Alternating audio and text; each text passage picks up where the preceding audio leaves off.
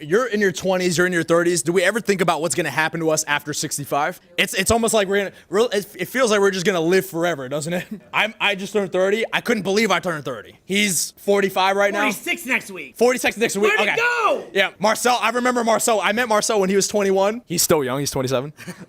He's the one young guy in the room. But the point is, time passes by. It passes by really quickly. By the time these guys were 65, they think their friends, their family's gonna come visit them. They're just rotting away at the nursing home, and most of them don't have friends or family to visit them. And that's actually why they die early. It doesn't have to be to where you rot away at a nursing home. Why can't you have the light shooting out your eyes and feel present and have family? What happened to Warren Buffett? Is he not sharp at 80 or 90 years old? Yeah, he's extremely sharp still. So by the time you're older, what most people can't, like, what does the average life look like right now if they're losing energy because of bad food, drugs, alcohol, the wrong friends, gossip, a job that they hate that they can't access flow through? They come home, they watch Netflix. That is a downward spiral that most people are in. Unless you actively rebel against the negative conditioning that's put on you, that is seeping your energy, you won't be that sharp Warren Buffett type person, your own equivalent of it. You're not gonna be that person by the time you get older. And guess what?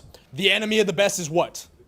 The good. So the enemy of the best is the good. Look at Kobe Bryant. Look at Warren Buffett. Look at these guys who got better as they hit middle age. That is probably not even your parents, to be honest with you. And because we don't have references of people that are operating at that level, we think the references are shit. And we just stay in that cycle. Or we watch self-help content and don't actually come to a room like this where you get attuned to higher levels of energy, and then you don't even know what the other side looks like. You have to not just watch this in a video. You have to do what? You have to feel it. Everybody say feel it. To feel it means we're using our sixth sense, our energetic sense. You feel something is different in the room. The way our eyes look, the way we walk, the way we talk, the way we act, that all bleeds and seeps out of our pores. And until you are around a real high performance person, you don't know what it looks like. The key too is what actually is shifting your energy to where a client would resonate with you. The core is, do you actually believe in the product? Or the surface that you've cultivated? What is the value that you've actually cultivated? Not just in your communication and how you pitch it. The reality is, if you put real value behind the product, does that change your psychology when you go to sell? Does that change your energy? Does that change your communication skills? Does that change the way you negotiate? Does that change the way you value your time? So cultivate what you believe in your heart to be real value, and watch as it knocks down the dominoes of all these other effects. At the core of it, yes, on a technical level, do you have the knowledge? Do you have the skills? Do you have the connections? If you don't have those three things, that's what he's saying when he's saying, I view you as a kid, but you're in an adult body. If you don't have the right knowledge, the right skills, the right connections, and you don't have clarity in the direction you're heading and alignment with that, and the communication skills and the psychology around all of that, then that is the technical side of what you might be missing. But on the energy side of it, at your core, when Marcel is saying there's heaven and hell, life or death, black or white, there's positive, negative, pain or pleasure, upward spiral, downward spiral, winner effect, stifled, we're all dealing with either that upward trajectory or that downward trajectory. So at your core, in the way that you communicate with people, obviously you can have that whole structure I just talked about with the skills, connections, like all that stuff I just talked about. What is the quality of your interactions looking like within that? And for us, the way we feel is it feels like outflow. Like our cup, one sec.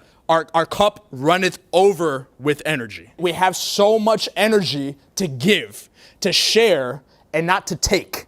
And if every interaction is done that way, well, now people, customers, employees, everybody that you deal with in business on a day-to-day basis, they can feel that off of you in the energy, and then on the other layer to it, they can see it in your eyes, they can see it in your vocal tonality, they see it in all the sub-communications and all the micro-tell, but they just sense a good vibe from you. Last comment would be, when you have that outflow, you might put all your time and attention to the product or service, and yes, you believe in it, and that product or service fills a gap in the market, helps somebody, all this kind of stuff. But when you go to sell it, the person who's buying your product or service, who are they ultimately looking at? They're looking at you. And they feel this or this. And if they're looking at you, then what that means is that component, they're looking to see if you are congruent, if your self-belief is there, and if you have an agenda.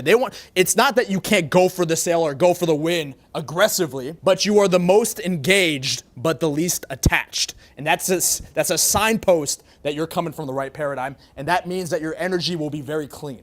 And this affects dating, communication in general, business, every aspect of life.